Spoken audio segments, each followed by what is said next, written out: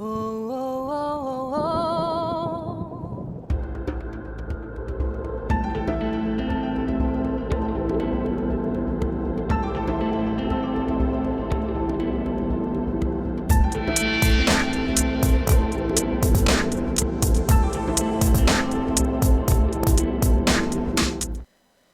Bonjour à tous, dans cette vidéo, nous allons nous pencher sur un texte très particulier, celui de Matthieu 23, où Jésus revient précisément sur qui sont les pharisiens. Cette vidéo complète celle précédemment postée, les pharisiens dans la Bible, que je vous recommande de visionner avant de visionner cette vidéo. Jésus qualifier les pharisiens de race de vipères, d'hypocrites, d'antichristiques. On va voir en détail avec ce texte de Matthieu 23 ce que le Seigneur reprochait et reproche encore aujourd'hui aux pharisiens afin de dresser une liste de caractéristiques qui nous permettra aujourd'hui de les reconnaître, car l'esprit de pharisien est toujours présent dans notre monde actuel, et d'ailleurs on peut même dire que c'est lui qui dirige ce monde d'aujourd'hui. En Matthieu 23, que je vous conseille de lire, puisque nous n'allons pas lire tout le passage, nous allons simplement lire quelques versets, mais je vous conseille de lire l'intégralité de ce chapitre 23 de Matthieu. Jésus dresse une liste de remontrances adressées aux pharisiens, et il commence à chaque fois par « Malheur à vous, scribes et pharisiens ». Il les nomme en même temps, les scribes et les pharisiens. Et nous, on va dérouler tous ces remontrances que Jésus leur adresse. Ce texte contient de nombreuses informations sur les pharisiens.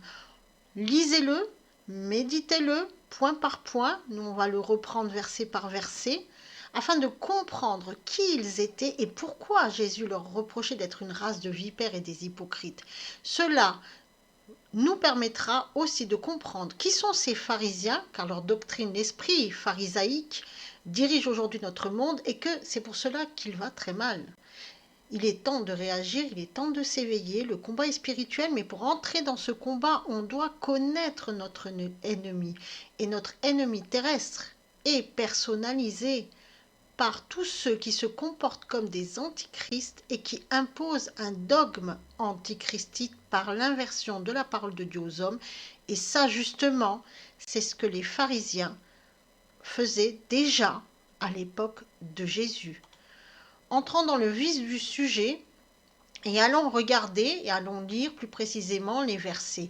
Le verset 13 de Matthieu 23. « Malheur à vous, scribes et pharisiens, hypocrites, qui fermez aux hommes le royaume des cieux. Vous n'entrez certes pas vous-même et vous ne laissez même pas entrer ceux qui le voudraient. » Les pharisiens empêchent la miséricorde. Ils empêchent les hommes d'aller vers le Seigneur. Ils empêchent la foi, tout simplement.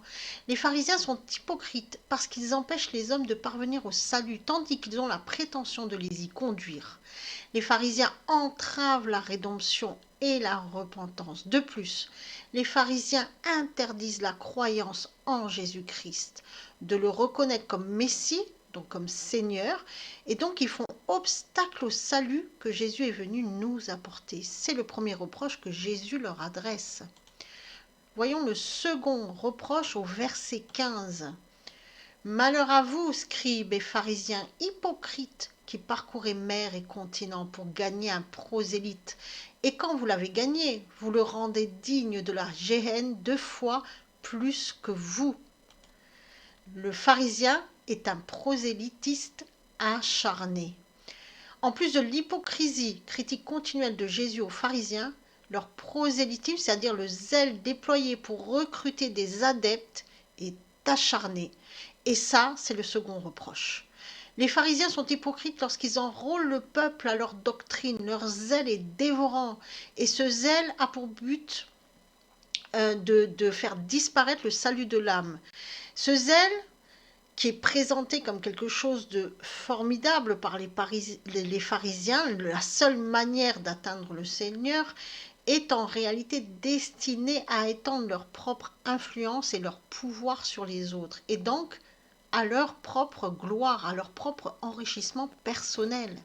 L'expression parcourir mer et continent est une allocution proverbiale qui signifie faire les plus grands efforts.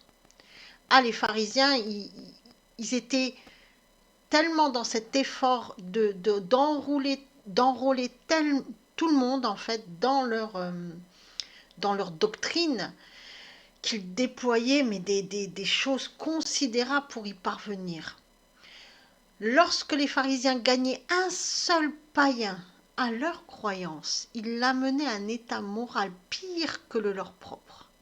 Jésus désignait cet état par l'image fils de la Géhenne, c'est-à-dire fils de l'enfer. On commence à comprendre que les pharisiens servent le diable, servent Satan. Les pharisiens empêchaient les nouveaux croyants d'atteindre la vérité. Ils voilaient cette vérité, ils les éloignaient de la lumière en les manipulant afin que les nouveaux croyants, et les anciens d'ailleurs, sont toujours sous finalement leur pouvoir. Comme ça, ils gardaient le pouvoir sur le peuple. Aujourd'hui, cette manipulation bat son plein. La nouvelle religion que l'on veut nous imposer, c'est le New Age. Mais c'est qu'une façade. C'est qu'une façade. Et on fait tout. Et tout nous pousse à aller dans cette nouvelle religion qui est le New Age. Alors dans le New Age, on trouve quoi? Le Wicca, le magnétisme, le chamanisme, et j'en passe, et des meilleurs. Et tout est fait pour pousser les hommes dans ces nouvelles religions. Les médias les vantent de tous les côtés. Tout est fait pour nous perdre finalement. Quelle hypocrisie! Sous couvert de bien-être physique, on nous fait croire que toutes ces pratiques sont bénéfiques. Quelle hypocrisie! Ces gens, pour certains de bonne foi, nous éloignent de la vérité, de notre Créateur, et nous donnent en pâture aux démons. C'est ainsi qu'on nous enlève notre discernement et notre bon sens. Et c'est ainsi aussi que l'on nous pousse à surconsommer, car là encore, c'est une doctrine de pharisiens, de nous faire croire que l'on peut atteindre le bonheur si l'on possède beaucoup de biens. C'est le plus grand mensonge du monde, c'est de nous faire croire que nous sommes ce que nous avons, alors que normalement nous sommes ce que nous sommes, c'est-à-dire nous sommes dans l'être et non dans l'avoir.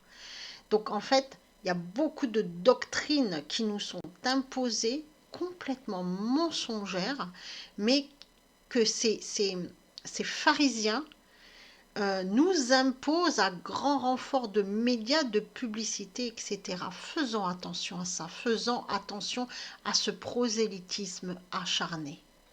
Continuons avec les versets 16 et 17. Nous lisons « Malheur à vous, guides aveugles, qui dites, si l'on jure par le sanctuaire, cela ne compte pas. Mais si l'on jure par l'or du sanctuaire, on est tenu. Insensé et aveugle. Quel est donc le plus digne, l'or ou le sanctuaire qui a rendu cet or sacré ?» Les pharisiens sont cupides. C'est le troisième reproche que Jésus leur adresse. Non seulement ils ne guident pas le peuple vers le salut parce qu'ils ne se soucient pas du salut du peuple, mais en plus, ils préfèrent servir Mammon et la richesse plutôt que servir le peuple et le conduire au salut. Lors du temple, cette expression désigne les ornements, les vases sacrés et les pièces déposées en offrande dans le trésor. Les pharisiens enseignaient que ces richesses étaient plus sacrées que le temple lui-même.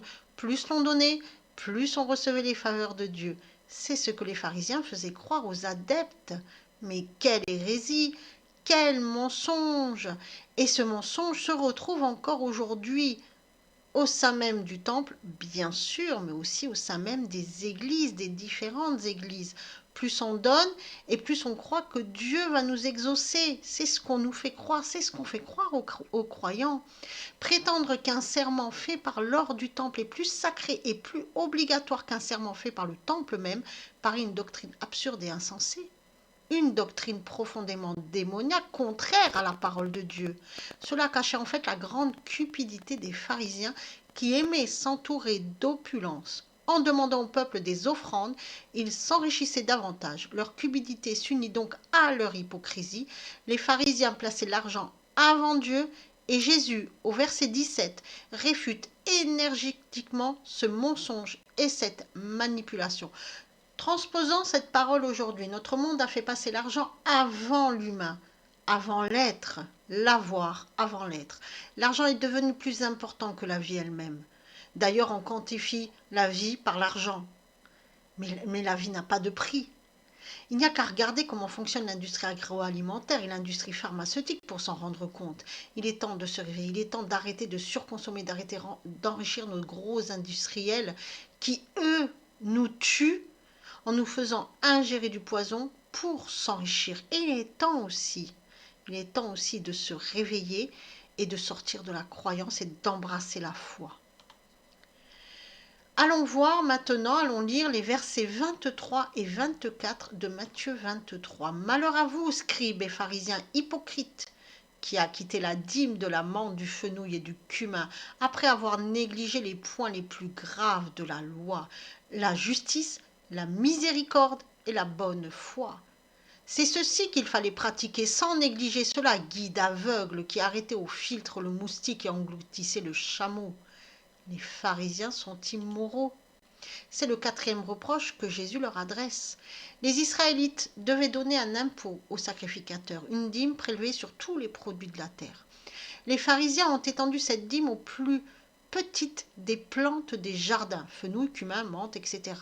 Mais en même temps, ils négligeaient les choses les plus pesantes, difficiles à faire dans la loi, comme la miséricorde envers les malheureux et les coupables, la fidélité ou la foi. Donc tout ce qui n'avait pas de rapport avec l'argent, finalement. Tout ce qui avait un rapport avec le spirituel. Ils ont complètement effacé le spirituel. Et en ceci encore, ils se montraient hypocrites. Les pharisiens se montraient scrupuleux pour les choses minimes et sans conscience pour les concepts importants. Pour dénoncer cette quatrième hypocrisie, Jésus utilise une image, celle d'un filtre servant à purifier les liquides des insectes qui pourraient y être tombés. Les pharisiens ne laissaient pas passer le moustique, mais ils laissaient passer le chameau. Jésus appuie ce contraste entre le moustique et le chameau. Et Jésus cite le chameau à cause de sa grandeur et aussi parce que cet animal est impur, comme on peut le lire en Lévitique chapitre 11 verset 4. Donc il laissait passer tout ce qui était impur. Pour résumer, les pharisiens se concentraient sur les petits détails, mais laissaient passer ce qui devait vraiment régir la vie en société, comme l'entraide, la charité aux malheureux, aux veuves. Donc ils ont complètement éteint la spiritualité.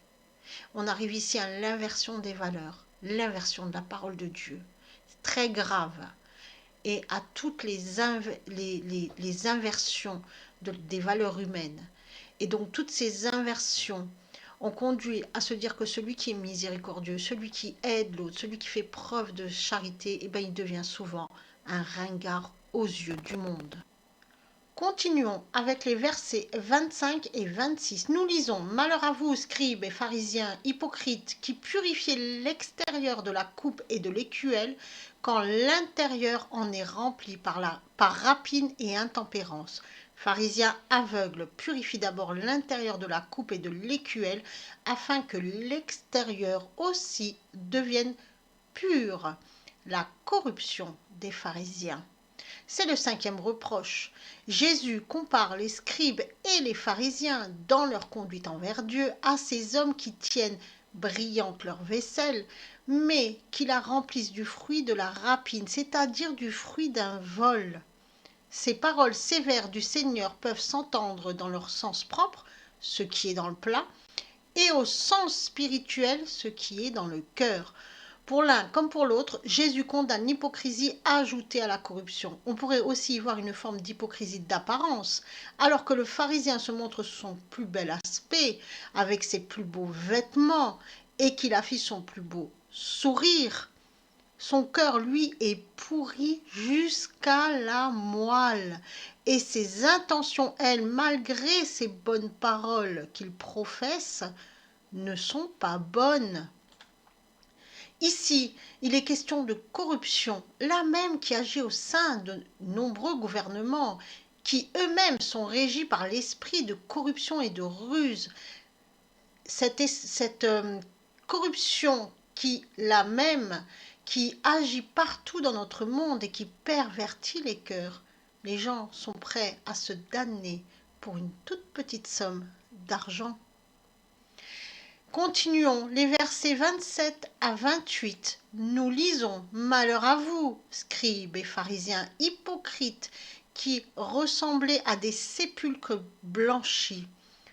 Au dehors, ils ont belle apparence, mais au dedans, ils sont pleins d'ossements, de mort et de toute pourriture. Vous de même, au dehors, vous offrez aux yeux des hommes l'apparence de juste, mais au dedans, vous êtes pleins d'hypocrisie et d'iniquité. Les pharisiens sont les fils du péché. C'est le 6e reproche, l'iniquité, c'est-à-dire le péché, l'injustice extrême. Chez les Israélites, les sépulcres étaient ordinairement des grottes naturelles ou taillées dans le roc, dans une grande pierre fermait l'entrée. Donc la grande pierre qui fermait l'entrée.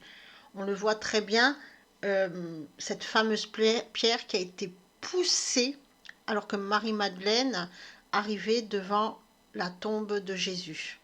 C'est une grosse pierre. Chaque année, au mois d'Adar, c'est-à-dire au mois de mars, ces sépulcres étaient blanchis à la chaux pour leur donner une belle apparence. Et en effet, tout n'était qu'apparence, parce que à l'intérieur de ces tombeaux, il n'y avait que pourriture et ossements. C'est à l'intérieur qu'étaient gardés les morts. Donc l'intérieur de ces sépulcres n'était qu'impureté et pourrissement, alors que l'extérieur était blanchi à la chaux. En voilà une bien triste description de l'hypocrisie et de l'iniquité que Jésus reprochait aux pharisiens. Tout chez le pharisien n'est qu'apparence. En dehors, il a l'air propre et digne de confiance, mais dans son cœur, il n'est que péché, injustice, fausserie, perversion et ruine.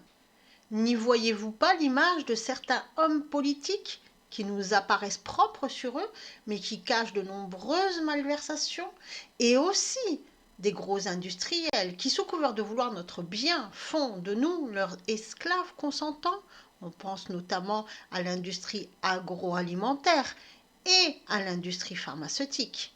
Si notre monde va aussi mal aujourd'hui, c'est parce que les pharisiens le dirigent et qu'ils sont partout à des postes stratégiques afin de préparer la venue de l'Antichrist. Ces pharisiens travaillent pour Satan, ce sont les fils de la perdition, ce sont eux qu'il faut combattre sur terre pour un changement de comportement. Et ce combat est spirituel.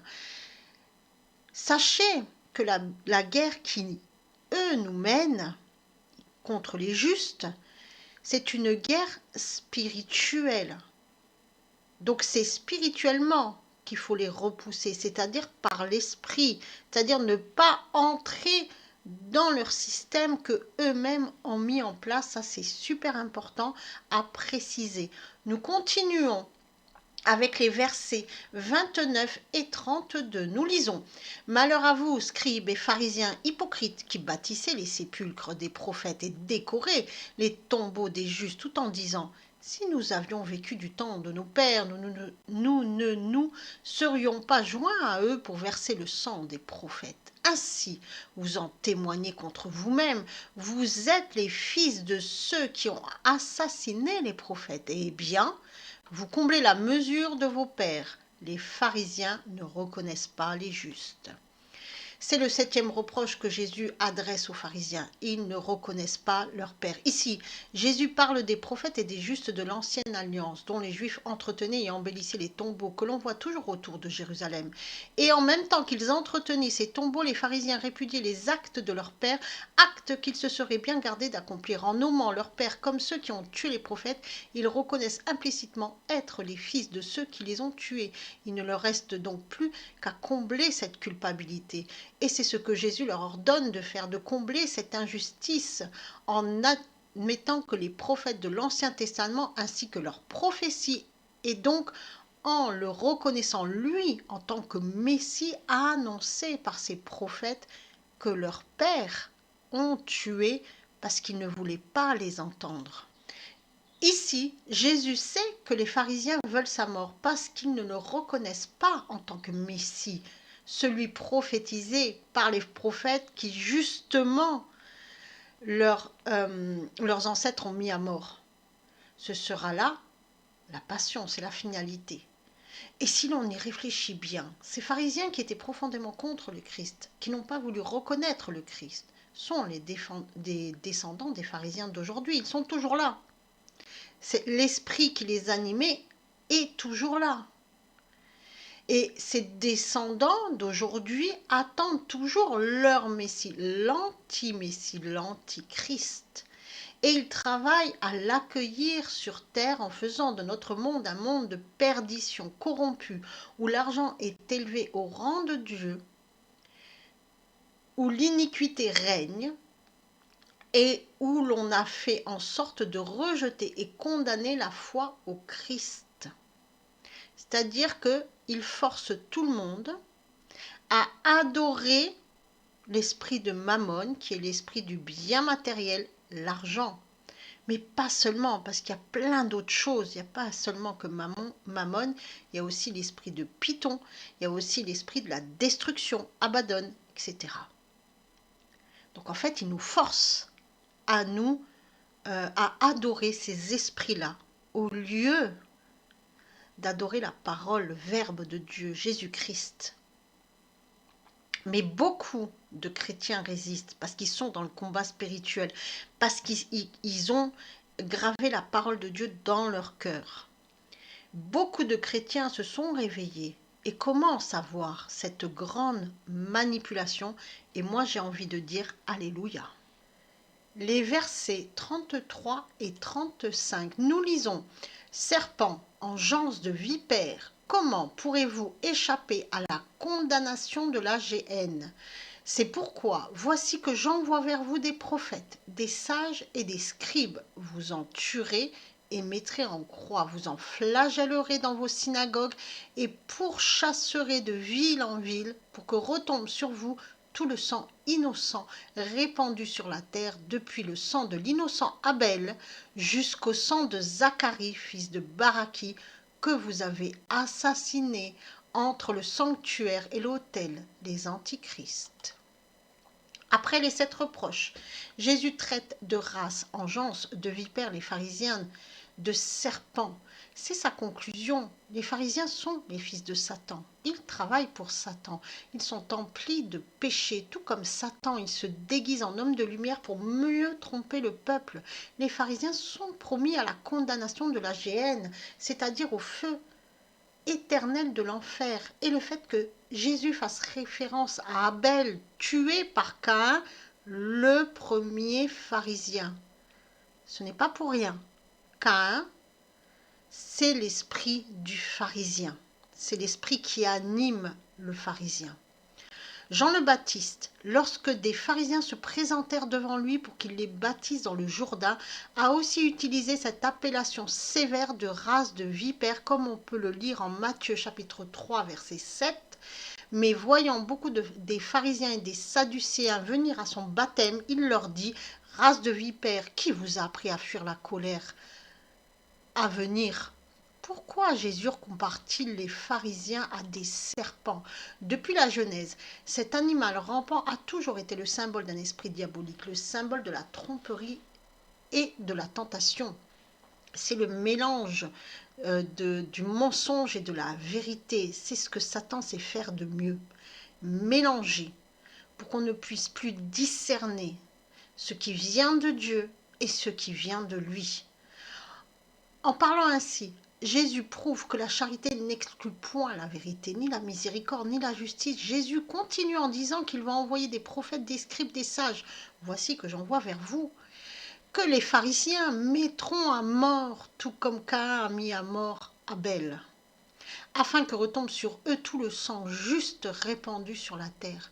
Cette phrase signifie 2 choses. D'une part, que les pharisiens, à cause de leurs péchés, sont voués à l'enfer et qu'aucun pardon ne pourra leur être accordé. Et d'autre part, elle annonce une prophétie, ce qui se passe aujourd'hui. Ceux qui dénoncent le système démoniaque sont enfermés dans des asiles psychiatriques ou diffamés. Ces hommes et ces femmes courageux perdent tout, leur emploi, leur compte bancaire, leurs amis, etc., leur statut social. Parfois, ils disparaissent comme par hasard dans un accident.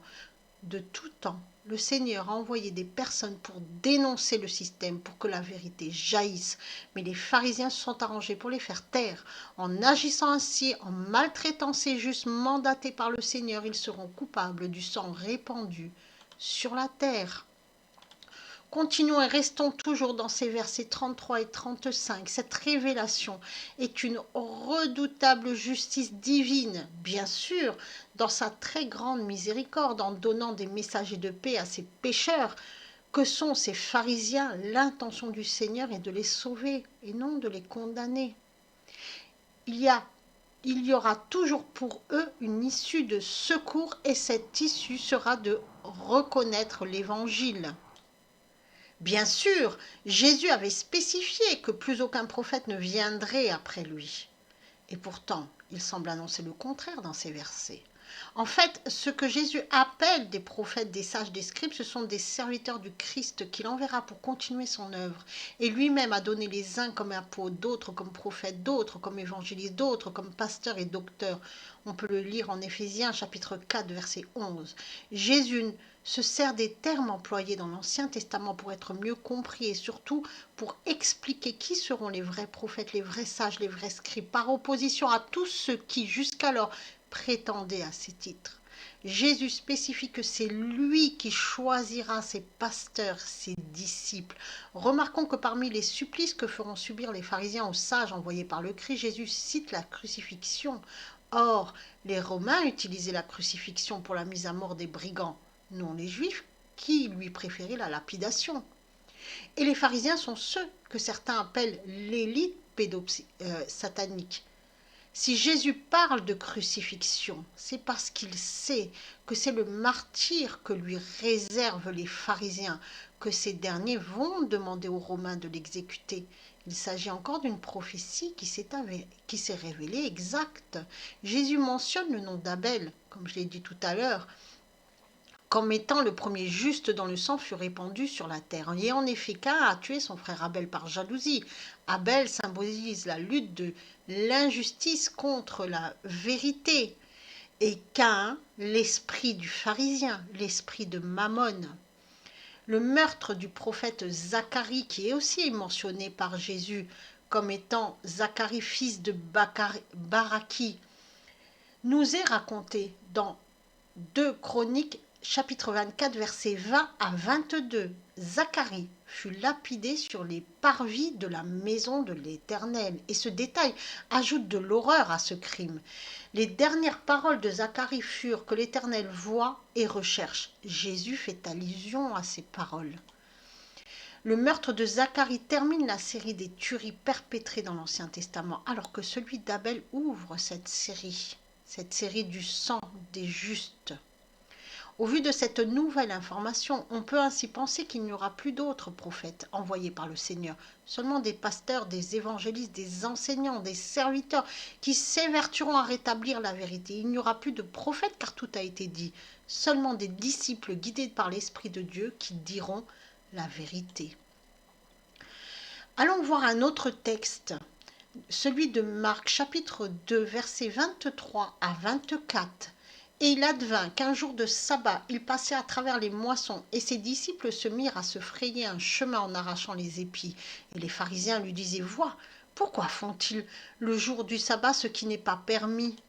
Les pharisiens sont experts en surveillance. Jésus a adressé aux pharisiens 7 reproches, et il a donné sa conclusion. Race de vipères. Et ce chiffre 7 est hautement symbolique. Ajoutons une autre caractéristique du pharisien qui nous est aussi donnée par la parole de Dieu. Les pharisiens sont experts en surveillance. Voyez comme les pharisiens sont perfides. Jésus traverse un champ avec ses disciples un jour de sabbat. Les disciples ont faim. Ils cueillent du blé pour le manger. Les pharisiens, qui suivaient Jésus depuis un bon moment, se sont cachés dans les champs pour le surprendre. Ils surgissent et accusent Jésus de violer le sabbat. Non seulement ils sont experts en surveillance, mais ils sont menteurs et ils triturent la vérité. Ils prennent des bouts pour les mettre à leur sauce. Les pharisiens déploient des efforts énormes pour trouver de possibles erreurs dans le comportement de Jésus. Ils sortent des événements de leur contexte pour leur sauce à eux, finalement. C'est ça qu'ils font. Ils déforment tout. Et ainsi, ils veulent trouver des erreurs dans le comportement de Jésus pour le confondre, ainsi que ses disciples. Rien n'est jamais assez bien pour un pharisien. Rien ne mérite de se réjouir, si ce n'est le malheur des autres. Alors, nous aussi, nous devenons un pharisien lorsque nous regardons le monde extérieur en cherchant ce qui ne va pas, au lieu de nous réjouir de ce qui va. Et c'est pour ça que je le dis tout le temps. Fixez la parole de Dieu, fixez la croix, fixez Jésus. Ne regardez pas, ne leur donnez aucune importance. Ils n'existent que parce que vous leur permettez d'exister. Terminons cette vidéo par une petite conclusion. Plutôt une petite question, comment reconnaître un pharisien?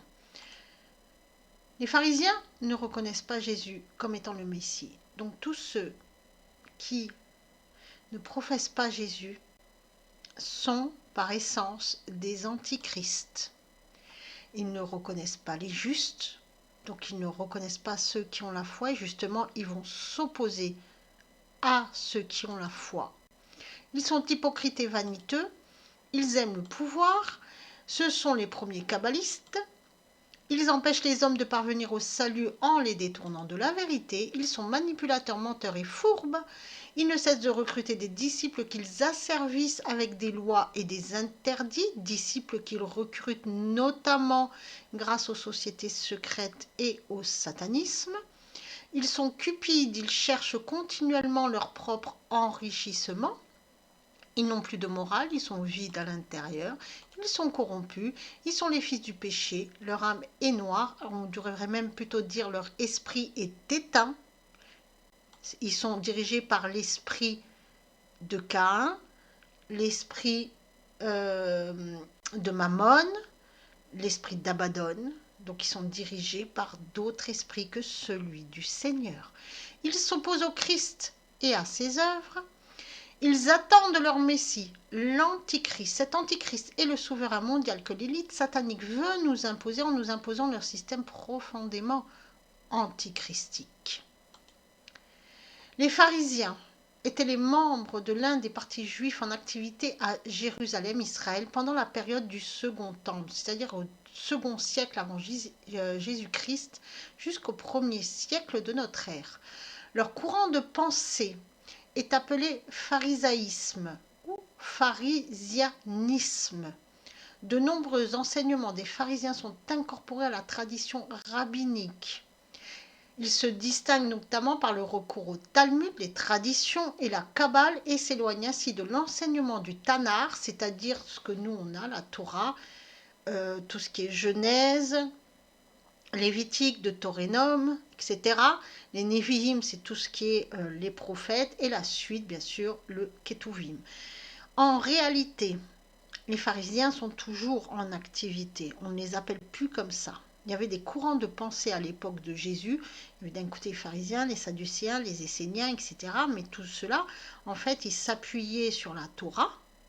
Et puis les pharisiens avaient développé leur propre livre, si vous voulez, leur propre écrit, les commentaires, et ils suivaient davantage leurs commentaires à eux que ce qui était écrit dans la parole de Dieu, les Écritures. Donc, c'est un courant de pensée qui s'est détaché de ce courant de pensée de la Torah. Les pharisiens déforment la parole de Dieu. C'est ce qu'ils ont fait depuis le début. Non seulement ils la déforment, mais en plus ils l'inversent et ils ajoutent de la parole à la parole. J'avais déjà expliqué ça. Ajouter de la parole à la parole, c'est ce qui a fait chuter Ève dans le jardin d'Éden. Jésus est souvent entré en contradiction avec eux. Les pharisiens empruntaient la voie des si et des sauf et des en même temps.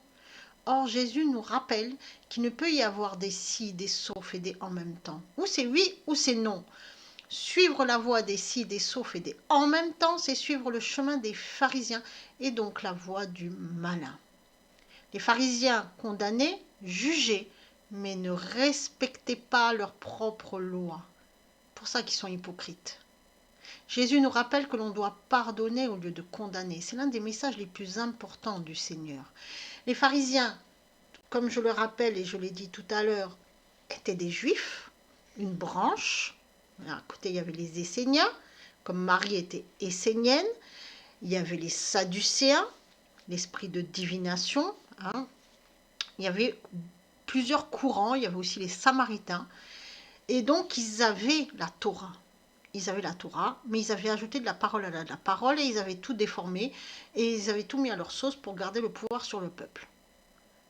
Et aujourd'hui, si on y réfléchit bien, beaucoup de religions fonctionnent comme ça. C'est pour ça que c'est pas bon.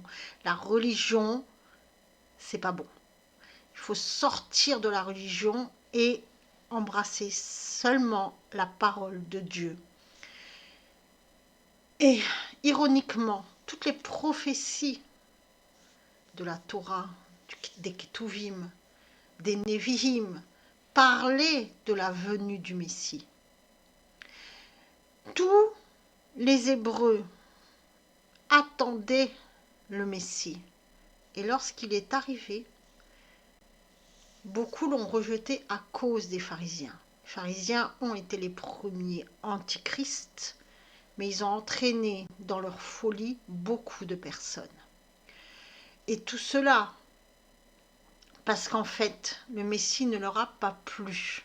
Parce que le Messie allait, Jésus, allait leur enlever leur pouvoir sur le peuple. Je vous laisse réfléchir à tout ça. Soyez bénis et à bientôt.